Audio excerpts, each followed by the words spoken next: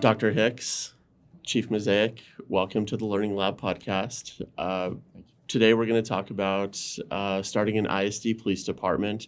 You guys have gone through this recently, and we'd love to speak to you about that process. Before we jump into that process, Dr. Hicks, tell us a bit about Jarrell ISD and just the history, the community, and we'll go from there. Absolutely. Thank you very much for having us today. We're happy to share all the great things that are happening in Jarrell, and most recently starting an ISD police department. So Jarrell is greatly situated, halfway to Austin and halfway to Waco, and we're right along the I-35 corridor. I feel very fortunate in that I've been there 3 years now. This is my third year to be their superintendent, and I greatly applaud our school board for taking the initiative and the forethought to bring forward a police department within our own school district. And so that's why we were lucky enough to get Chief Mezayek to join us. Prior to being in Jarrell, I was in Liberty Hill as the assistant sup and spent 18 years as an administrator in Round Rock ISD. So I tell people I was very much raised here in Central Texas and very fortunate to be here, part of Jarrell ISD. Perfect. Well, welcome. Thank you for being here. Chief, tell us a bit about you, your history, and when you joined the school district. Well, I joined Jarrell ISD School District in July of 22, I guess. 23. 23. Prior to that, I worked at Liberty Hill ISD. I started that police department in 2019, and we had that department up and running before I came to Jarrell. Prior to that, I spent 24 years in Williamson County, and I retired in 2019, of course.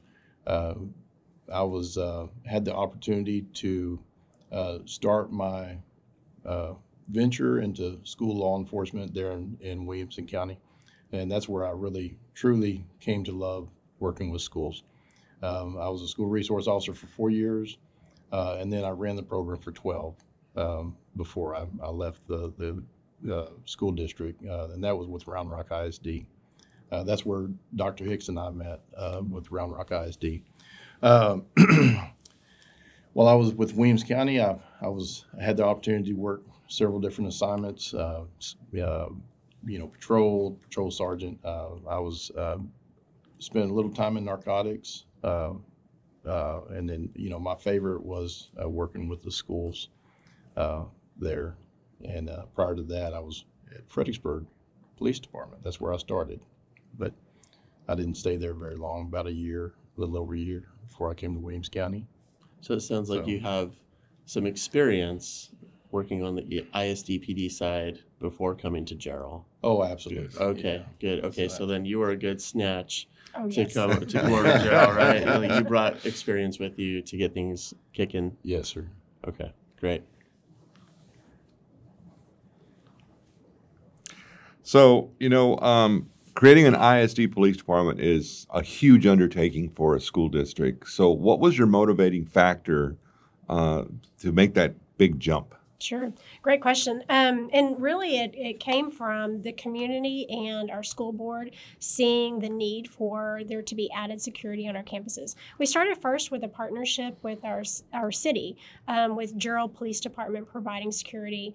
But we are a fast growth city. That's probably one thing I should have shared at the very beginning. As part of being in our unique situation along the I-35 corridor and the expansion of the Austin area, we are seeing rapid growth in Jarrell. And so with that, we saw the need, our community did, and our school board to create our own ISD police in partnership with our city police. And so kudos to Chief Mezayek. He has done an amazing job on working with not only county entities, but also city entities in creating our ISD police.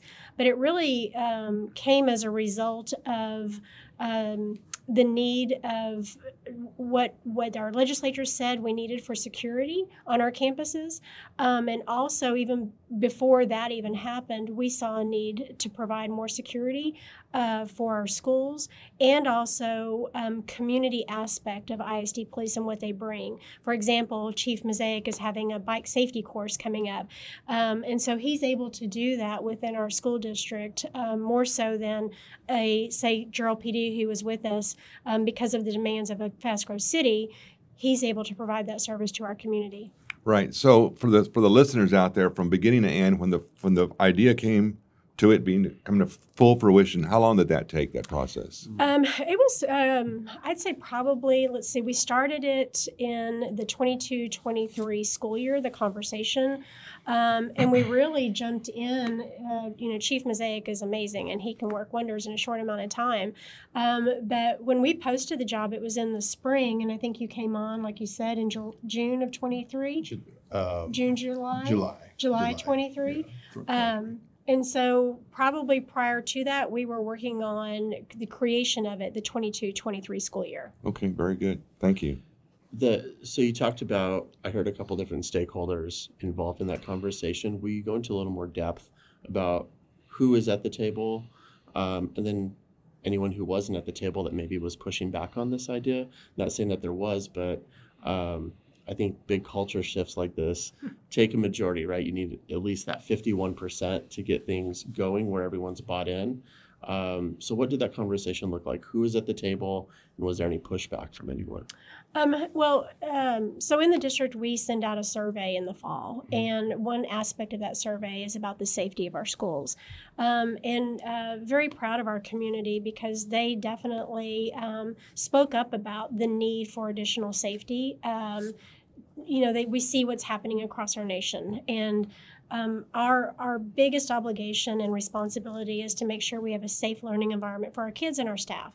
And so that came out during the survey from both staff, students, and parents. And so that was the first step in that direction. We took that then to our school board. Our school board saw the need to create an ISD police. They also saw the benefit of other ISD police and what that is bringing to other communities. And so we moved forward with immediately starting to build that.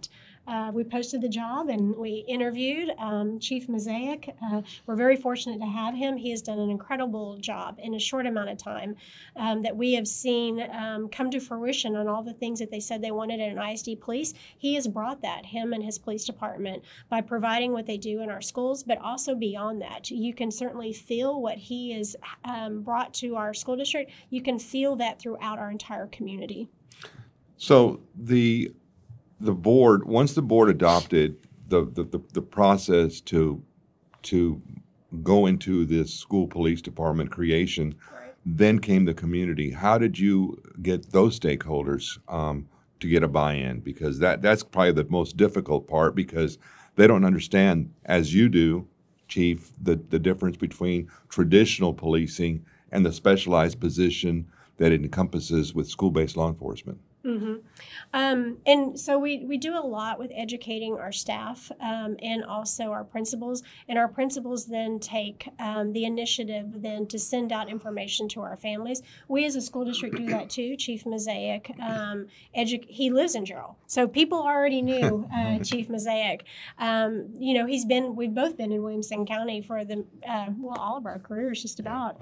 And so I think that also helps because people already know what he is about and what he is bringing to our district. So we really didn't have a lot of community pushback or questioning about what an ISD police does. A lot of our families are coming from the Austin area where there are ISD police departments. So we didn't really feel any or hear any reservation about that. That's great. I have had nothing but great feedback by the community with us being there. We've not had any pushback that I've seen at all. So I'm sure there's a whole technical process here, right? The board's like, yeah, let's do this. The community's on board. But then working with the Texas Commission on Law Enforcement. Now, I don't want to bore our listeners with all the step-by-step technicalities, but what was that process like, if you could just kind of summarize it, of that step-by-step of just those technical details?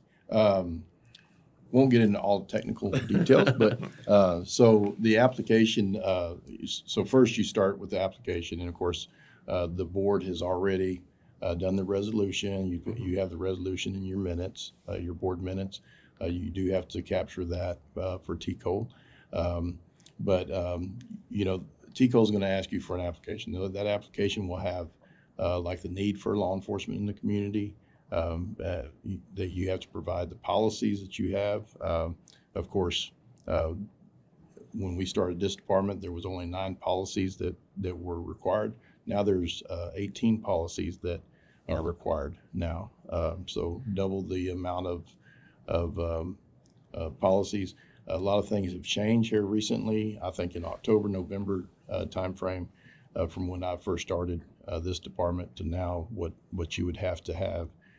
Some of the things that you need is like funding source for the application, the equipment that you're going to provide the officers, the dispatch, how you're going to run your dispatch, how you're going to run your evidence, that kind of thing.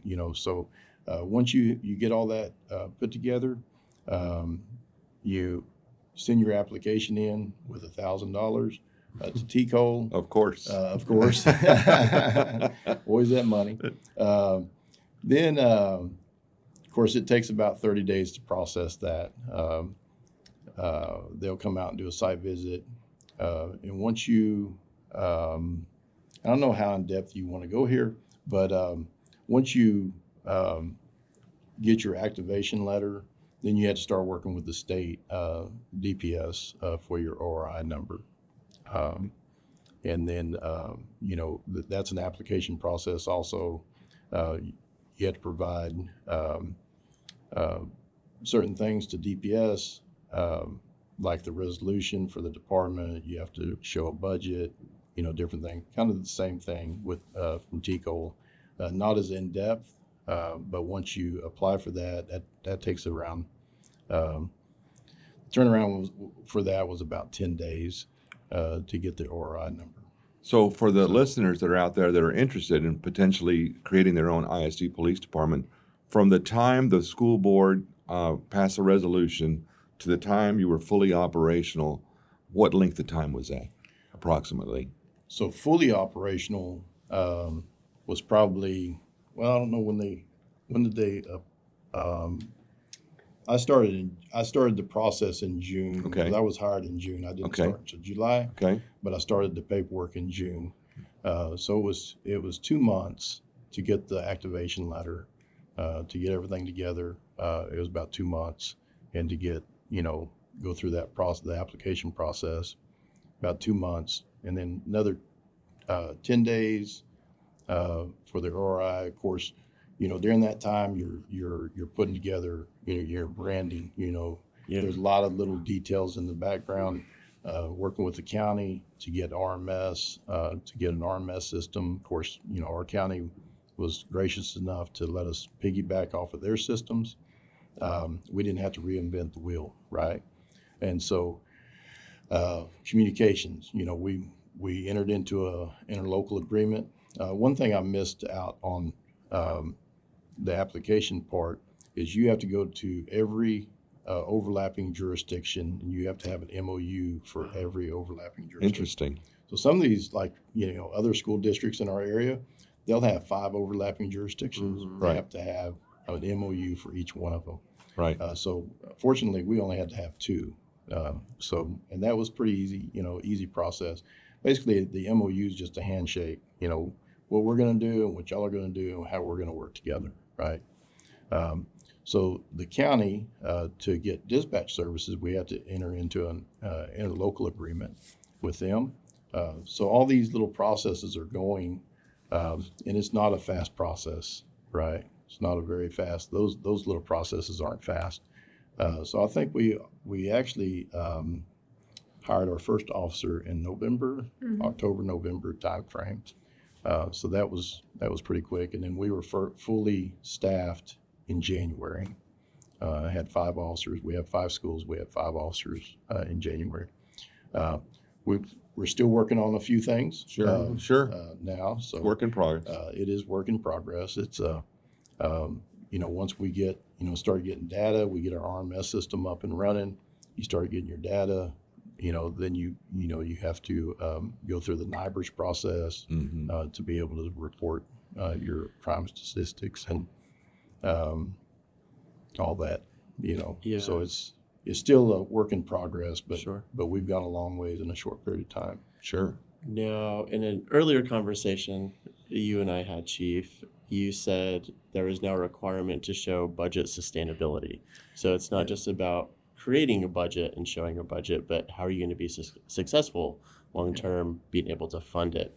Dr. Hicks, I heard you say that you guys are a fast growth community. Yeah. So I'm sure there's a whole funding conversation here that we should be having around how your local community supported this, because I can imagine that starting an ISD police is really expensive. So I'd love to hear from both of you just what went into that, because that's its own timely process to get things going and ensuring that you're sustainable. Right. Well, and the irony of this is Chief Mezayek and I, as we were driving here this morning, we had a phone call from a neighboring school district who is entertaining the idea of creating an ISD police. And their very questions, what are the steps that you do and where the funding comes from? And so it was beneficial that we were in the car together, that we could provide that information to this person. But in a fast growth city, so I've been there 3 years, we've passed 2 bonds. And in those bonds, we have a line item for safety. And so with that safety, we were able to move forward with the equipment, the vehicles, the gear, that allowed us to be able to move forward quicker, and also make sure that they had everything that they needed. Now, we did have a bridge that we did with the legislature requiring there to be safety officers on every campus, as we hired a security firm to provide that as he was working to bring his department up to having an officer on every campus. We put in our budget for those expenses for payroll because we knew that was coming for this coming school year. So that was from our general fund for the payroll. But the equipment, because of having a bond for a fast growth city, we were able to purchase those materials. And what did communication with the community look like? Former principal in Colorado, there were several times we needed to go ask the community for money through a bond. And that's a whole process of just getting out there, talking to people, knocking on doors, educating them on what we're trying to do. What did that look like in, again, building that majority of people to support Sure. the bond? So any superintendent who's gone through a bond will tell you there's no sleep during a bond. There's not, no. Time. So you're right. It was knocking on doors, going to all different committee meetings, the Rotary, Kiwanis Club, neighborhood associations. Also, using social media to help you get the word out. So Facebook Live, all the different avenues. We even created little flyers that we put on the tables at restaurants so that people would know this is what is coming for you for a vote, and this is what the bond has in it. But we, as a school district, it's not just about police officers, but it's also about all things that are safety. So security, cameras. Badge access to doors, having the film on the windows so people can't see through. There's a lot to what we put in our bond to make sure that we are creating the safest environment for our kids and our staff.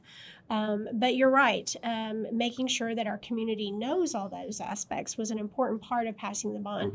And we're very fortunate that our community has been incredibly supportive. We had a 75% approval rating. So we're very fortunate that we were able to do the things that we are doing right now. In fact, it's happening right now as we create the safest learning environment for our community.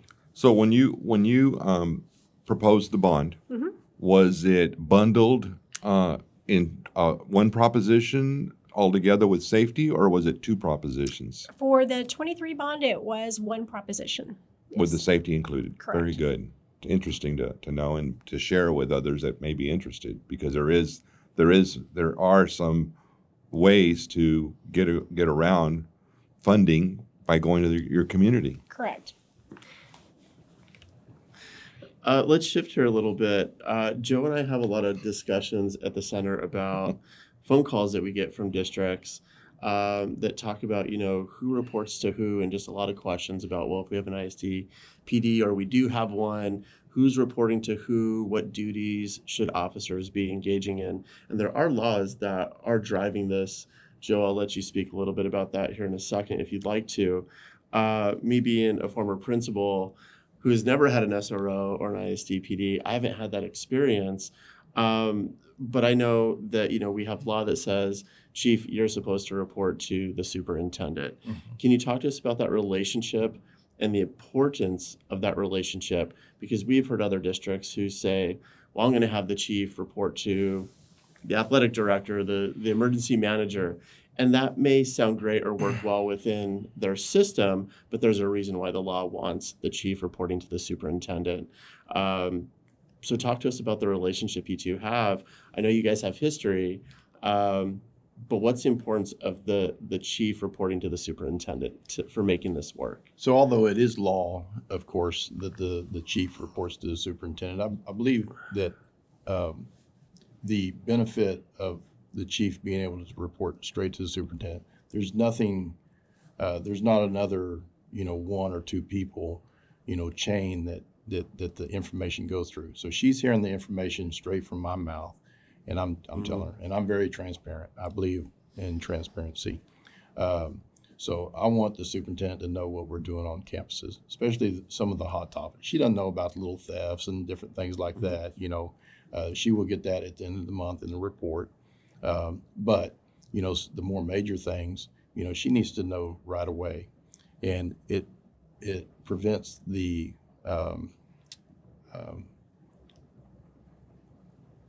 I was just thinking the information from being skewed. I mean, you get it directly skewed, or the time that I may tell if I was reporting to somebody else, I may tell that person, and it may take 30 minutes before she hears about it. Right? She's hearing about it right now. As it's happening. If it's something more major, right? So I really think that the benefit of being able for the chief of police to speak to the superintendent is very, very valuable.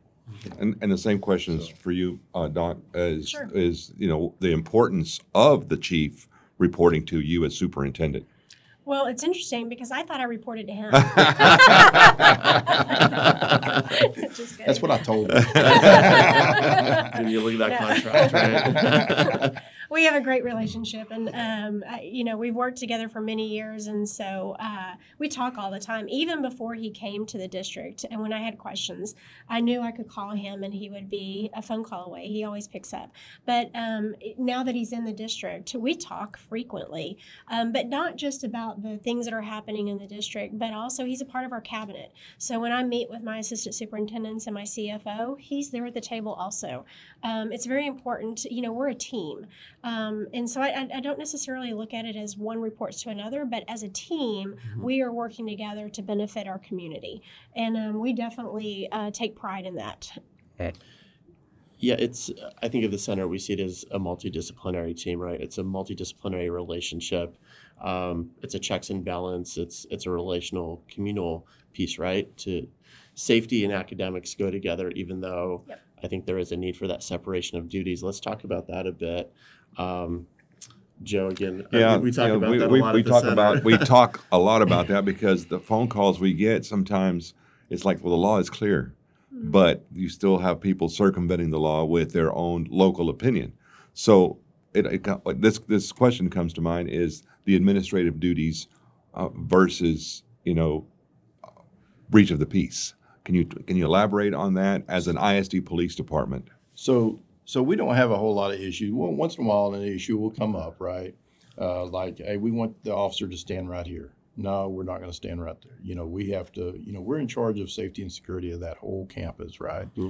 And we don't want to get into a routine where somebody can, say, well, Chief Mezayek's going to be here at this time. We can go do something else over here. We want everybody to be guessing where we're going to be, right? A lot of supervision. Of course, you need to watch over your officers and make sure that they're doing the right thing, because sometimes the relationships get so close. School law enforcement is really neat. You build relationships with the staff, you build relationships with the kids, but sometimes those relationships can skew duties, right? Mhm. And so you have to really watch and kind of correct or, coach, may I say, maybe coach the officer and say, hey, maybe not insert yourself in that situation. Wait until you're asked to come in. The administration is taking care of that. That's an administrative thing. And sometimes we have to coach. In fact, just this week I had to coach somebody about that, right? So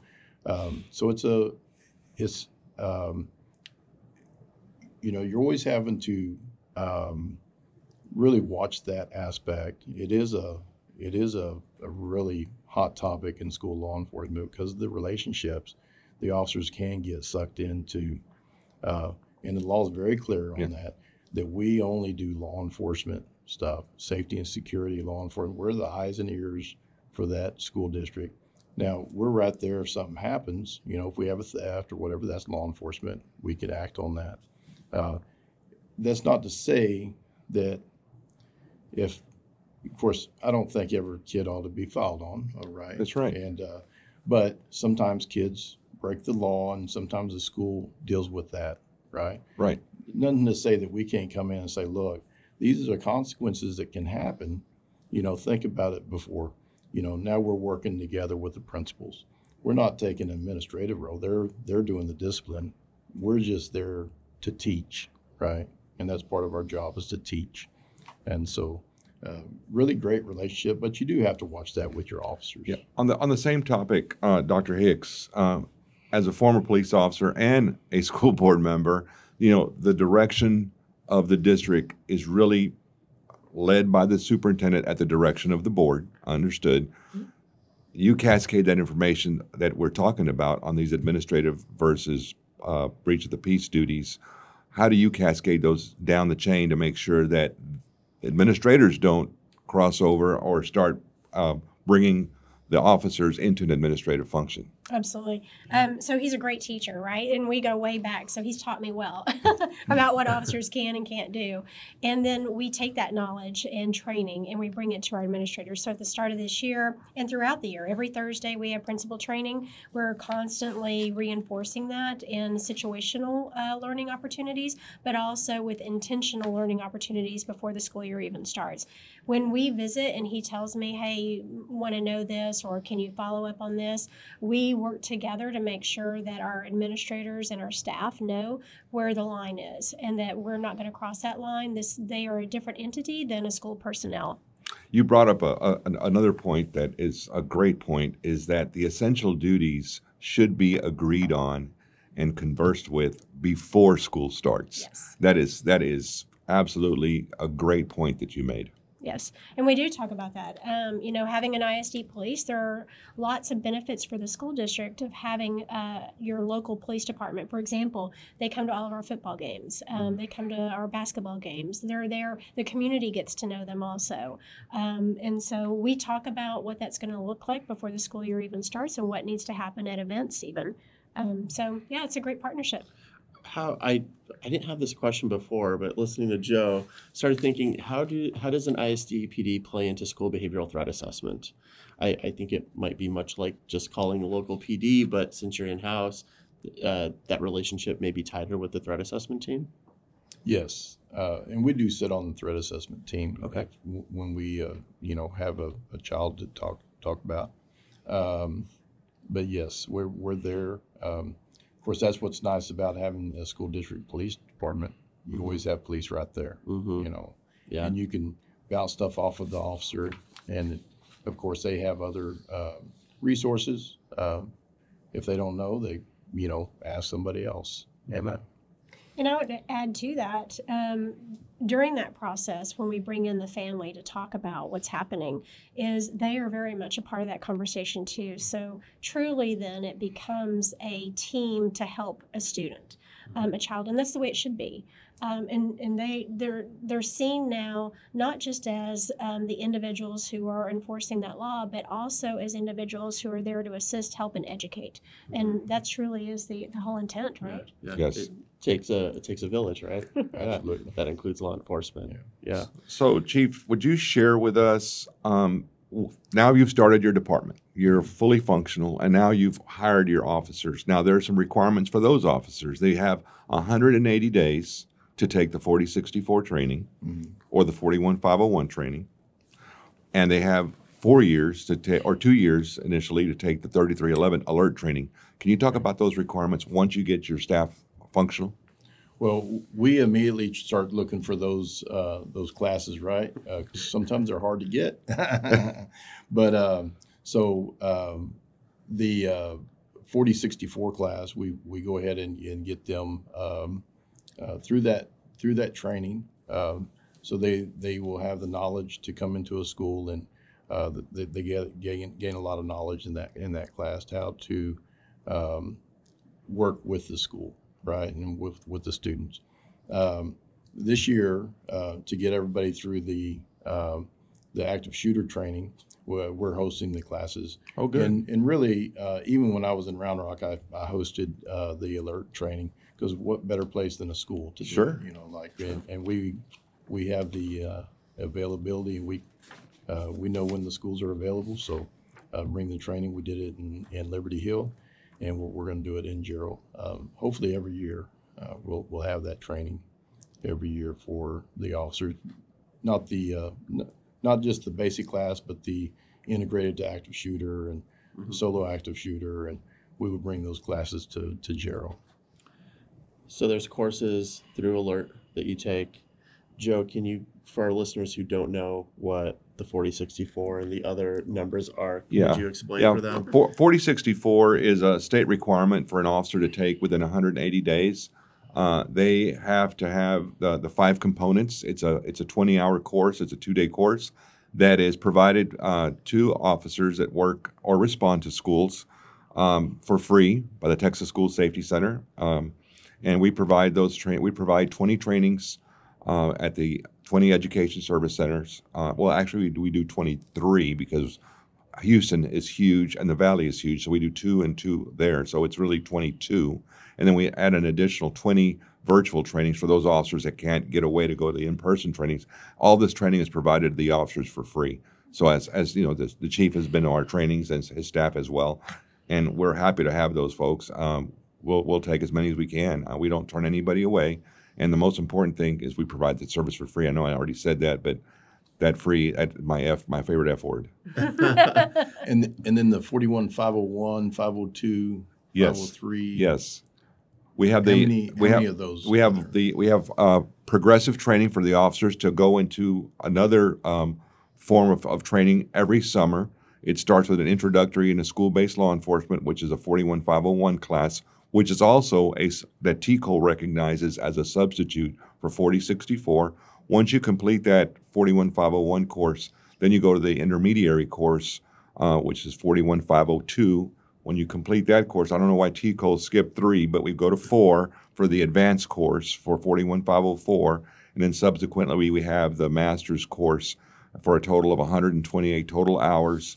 They're 32 hours, 4-day classes.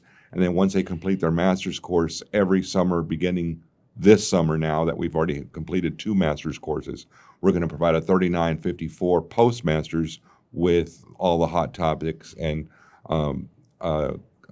courses that are applicable to what's going on currently, current events. And so the reason I bring that up, I'm going to have my first officer go through the masters this summer. Yes, So outstanding, Yeah, that's outstanding. exciting. Yeah, they're built to do 1 a year. You can take 2 a year, 3 a year, 4 a year, but we do them in the summers at the request of the officers because they're out of school, and that's the best time for them to train. So we go to 6 different regions in the state. We go to the Valley, and we go to Central Texas. We go to the Houston area. We go to the Dallas-Fort Worth area. We go to the Lubbock, Amarillo area, and we go to El Paso. So we have those trainings every year. I took the 4064 a couple years ago as a non-law enforcement person. I had my principal hat on, and it was amazing to see what we do in 4064 to prepare an officer to make that transition, because I think most of them are transitioning from the streets. Like policing the streets is not the same as being inside a school, right? That's right. And interacting with staff and students. So it's an amazing course, and I'm glad to hear you have someone going through the master's course now, right? That's the evolution that That's we want exciting. our officers to go through. So, Chief, when you're looking for an ISD police officer, because traditional policing, like Brian alluded to, is so different than school-based law enforcement. When you're looking for an ISD officer, what are you looking for? Somebody that's calm, but still can, we don't want a retired person on duty, right? But somebody that has experience and can come into a school and be able to speak to the kids and build relationships with the kids. That's the main thing, right? Building relationships. I really believe that officers need to be in the hallways. They need to be building these relationships with the kids, but not only the kids, but with the parents, with the staff, because people start trusting you, you start getting more information, right? Absolutely. And the more information we get, the safer we can keep the kids, right? And so somebody that has the want to do that job, not everybody wants to be in a school. It's especially month 8 and 9, it's tough, being in a school, but not everybody wants to do that. But if you really feel like you want to do that, then what kind of relationships can they build, and what kind of demeanor do they have, right? We don't want somebody going in there thinking that everybody needs to go to jail, right? Right. We need people that can resolve issues and work through problems and be kid-centric. We want them to be, really care about the kids and really want to do something for our future, right? So. Yeah, I think I've been a principal in other states, and so I try to get a pulse on what ISD police departments look like in other states, and places where they may be getting rid of them or super hesitant to have them. It's because they had an experience where they brought in an officer who policed the school like you police the streets, and a relationship was never created, or it was broken because it was this very heavy-handed, I'm writing tickets for everyone, I'm taking you down to juvie, when there was a teaching moment. And that's what I've heard from both of you, is that there's this relational community. It takes a village. You may have made a mistake. You may be in trouble, but we're going to learn from it. We're going to talk about it, because at some point you're coming back to us, right? You're a community member. And I think that's what we've been working so hard to show here in Texas, is that the successful districts that are doing this, like you guys, are building relationships. You're not coming in to police, even though sometimes there may be a breach of the peace that requires that. Absolutely. That's not the foot that we lead with, right? We lead with community and relationships. So super appreciate hearing that from both of you today. And Chief Mezayek, if I may, go ahead. Chief Mezayek really, when he's hiring folks, he's looking at not only that expertise and that knowledge base of law enforcement, but moreover, he's looking for, is this a person that we would want in our schools working with our kids? Sure. And when he says that we now have a fully operational police department, every one of them has that kind of disposition. And we brag about our police department all the time. They truly are incredible people, incredible law enforcement, are also, moreover, like I said, student-centered. Yeah, there's a big difference when you're creating your department and just checking the box than bringing in the right people, as you talked about. You also alluded to, being retired. There's a big difference between retired on duty and hiring someone that is retired and has that discipline to work in a school. I mean, that's you still have go-getters, see? Yeah. So you don't want to have that guy now, back in 1982, when this whole thing started, that's what was happening. They were just hiring retired just to check the box and put them in a school. And, we've come a long way to get to where we're at. If every school district was like yours, we'd be in very good shape. Yeah, it's a lot of work to build relationships and to be out there, on the front of the, front of the parents and in front of the staff. There's a lot of work, and you can't sit in your office to do that. Well, yeah. So. You have to be just like the principals, right? Visible out in the hallways, outside on duty. Yeah, totally. Here's a great, yesterday, we had that storm that blew through Jarrell, and it came, of course, right at the best time, dismissal time, not the best time for a storm. It was sideways, rain, it was pouring, lightning, and Chief Mezayek is calling me on one phone, calling the weather forecasters on another phone, working the computer system, using his radios to talk to his officers. And we were able to make sure that every campus stayed safe. The transportation department knew what was happening. They were in communication with our chief, with our transportation director. Our principals knew what was happening. Our communications person for our district was able to send out information to our parents so that they knew what was occurring. All of those entities were working harmoniously because of the things that he knew to do and prepare for. He had that readily available to him so that that event, and granted it was a weather event, but it ran smoothly. And we had so many comments from our parents. Thank you for keeping our kids safe. We know it's an inconvenience for everyone to be sitting in their cars and waiting for this rain to pass, but it's more important that we keep our kids safe, and they were very appreciative of that. Yeah. One of the presenters at this summer's conference is going to talk about weather events because you're going to get a weather event more than you're going to get an active shooting event. Right. Weather is constant, especially in Texas. You know, we can get all four seasons in one day. But we're going to bring a guy in that's going to be absolutely wonderful, you know, and weather should be something you should be astute on within your district. And that's great to hear. Yeah, we actually held the buses yesterday, or the schools, everybody. We held the schools in until the lightning and everything calmed down. Yeah, just a few minutes. It's a few minutes. Yeah. It's worth every minute. Every minute, you know. So, absolutely. Yeah, and he, so when we have drills on our campus, the required drills that we do for fire and lockdown holds, they're very much our officers and Chief Mezayek in partnership with our principals to make sure that we are looking at every aspect of that to ensure that it's done the right way. So it's another great benefit of having an ISD police. During our lockdown drills, also we've invited DPS and the local, you know, police around us to come in. And they've been there every time, you know. DPS and our local police department has come in and helped us do lockdown drills. They just observe, and they give their during the debrief, they give, you know, their observations. So it's very helpful for everybody to be in the same room. Yeah. So talking about drills. In education, I think we easily fall prey to working in silos, whether it's a grade level, a content area. And I've heard the exact opposite from you guys. It's really avoiding those silos and not just saying, oh, well, this is the ISD PD, they go do their thing, and when we need them, we call them. It feels very integrated into that system. And I think that's one of the biggest killers in education is just working in isolation, that siloed view of working with kids. So I love it. Yeah. No question there, just some praise. But I do want to ask, and I might be going a little bit back here, but what was the biggest challenge in starting this ISD PD? Now that you look back on it, what was that big hurdle for you? I'll start and just say that getting the right chief. Okay. And making sure that that person has the vision for what this is going to become and how it's going to be of service to our kids and our community. And feel very fortunate that we got Chief Mezayek to join us in building that, and having his expertise of having done this in a neighboring district, he was able to build on that.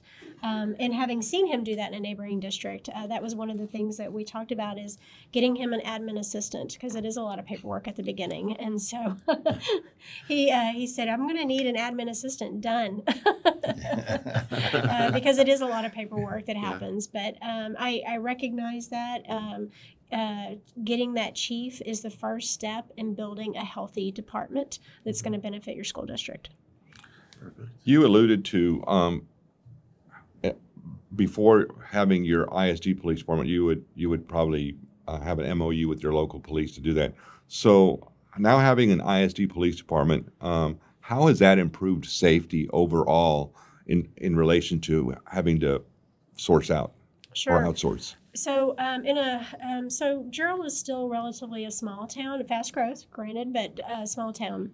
And so the police were having to not only do ISD policing, but also city policing. And that's challenging. I can't imagine having to juggle the two of them, considering all the aspects of that. And so having dedicated police officers on your campus, one, it allows the principal to know you have someone on your campus dedicated there to use as a resource, to build those relationships, to if you need coverage for a game, you can work with them to do that. Whereas in city police, you may work out the details of that, of having coverage for a game, but some other city responsibility may interfere with that. And so this provides us the consistency so that we can ensure that all parts of the school district are addressed. Okay. Is there anything that you would do differently? So again, in this like kind of reflection mode, what would you do differently? Well, so I would say the only thing different I would do, and I would recommend anybody to do, is once the chief is hired, the chief should not be in a school right away, and it shouldn't even be announced that the police department, we can say that, we're working on a police department.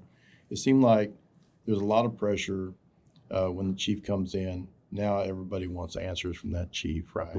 He's got a lot of things to do. And although I did bring an admin with me this time for this department, there was still, the chief really needs the opportunity to bring an admin and bring a second person in charge, be able to have the time to put this police department together before it's put out there to, your principals. So have time to develop the police department, get things in place before you really go public with your administrators, because really and truly, there is a lot of things, to form this police department. There's a lot of paperwork, a lot of decisions to be made. Branding, badges, cars, decals, whatever,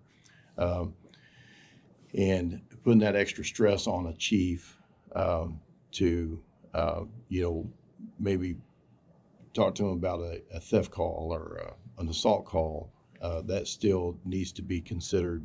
Is you need to call the local police until the police department gets set up, right? Because really and truly, I know this. I've heard before. Other departments, not our department, but other departments saying, "Well, we have a chief of police." Well, the TCO frowns on that, right? Because that guy's not the chief until the department is really set up, right? So you have to be careful with that. And just because you hire the chief doesn't mean he's the chief of police at that point. He will be once the department is running, right? Once you get your activation letter, you get sworn in by the superintendent. Now you're the chief, right? You don't have any law enforcement powers until that point. Correct. So that's one thing to consider. We didn't have a problem with that, of course, but one thing is what I would do different if I was to, and I'm not ever going to start another one, but if I was, I would get the admin staff together, the second in charge of the department and the admin put together, get all the things worked through, the application, the ORI, and then go on to other campuses. So it really sounds like a year zero. I zero. used to work in a really school need a startup, year zero. and we had a year zero where you had your chief hired, maybe or you had your principal hired, maybe one of their assistant principals or an assistant, and they had a year zero to get everything together. It sounds like you're advocating for like this year zero that before you needs to launch. happen. Yeah, Absolutely. Okay, that makes a lot of sense. And so You said it better than I did. well, you said it great. It is a lot of the things you talked about parallels, school startup, school turnaround. So it's that kind of same process of building a system within a bigger community and integrating it. So Yeah, I didn't talking about systems. I didn't even talk about paper. You know, so right, yeah, we would need a couple more hours, right? yeah, absolutely. Yeah. So, Dr. Hicks, for superintendents that are listening to this episode, what insight would you give them about starting an ISD police department from your experience? Sure. Mainly what y'all were saying is having that year zero, that no, it's not going to happen immediately. Be patient. Know that it's a process, and providing that support for your chief, and knowing that there's going to be time that he needs in order to build that police department. It's not just going to happen immediately. So patience, I would say. But I wanted to come back to your question you had earlier. I thought of an example for a city police versus ISD Sure. police. So we had the solar eclipse that happened, and it was our ISD police who made sure all of our schools were safe, patrolled all of our schools, but also worked in partnership with our city police to provide additional support for them too. And I say to them, but the city police also provided for us too. So it really was a team. And I thought that was a great example to your question of what our ISD police provides for our schools. They were definitely checking on our schools and making sure that our campuses remain safe. Well, this has been a great conversation. yeah. I feel like we could just keep talking here for several hours, but we just don't have the time for it. Dr. Hicks, thank you for being here, sharing your experience and your knowledge. Chief, thank you so much for being here as well. My pleasure. Before we close out, is it okay if we have districts reach out to you if they're Sure. interested? Yeah. Absolutely. You guys sound like an amazing model. And we definitely want to share the successes and the challenges that you guys have been through with the Texas community, for sure. Absolutely. Happy to be here. Thank you very much for inviting us. Thank you guys for being here. Thank you.